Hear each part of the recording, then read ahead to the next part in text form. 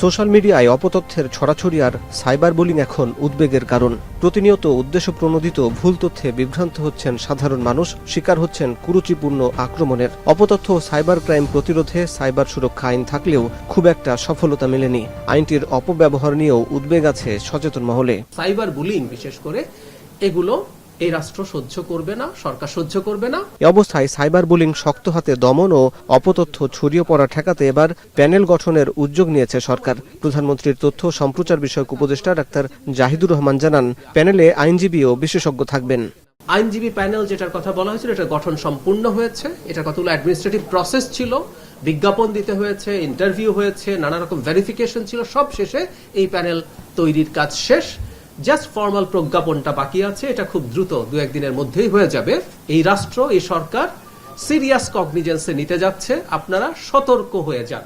আওয়ামী লীগ আমলে অপরাধের সঙ্গে জড়িত পুলিশ ও প্রশাসনের কর্মকর্তাদের তালিকা করে পর্যায়ক্রমে ব্যবস্থা নেওয়া হচ্ছে বলে জানান তথ্য উপদেষ্টা। একই সাথে সরকারের পারফরমেন্স নিশ্চিত করতে প্রধানমন্ত্রী প্রয়োজনে মন্ত্রিসভা রদবদল করবেন বলেও উল্লেখ করেন তিনি।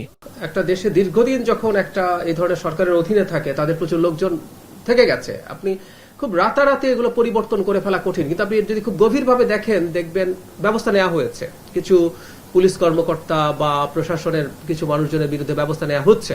মাননীয় প্রধানমন্ত্রী একটা মন্ত্রিসভা তৈরি করেছেন, একটা উপদেষ্টা পরিষদ তৈরি করেছেন।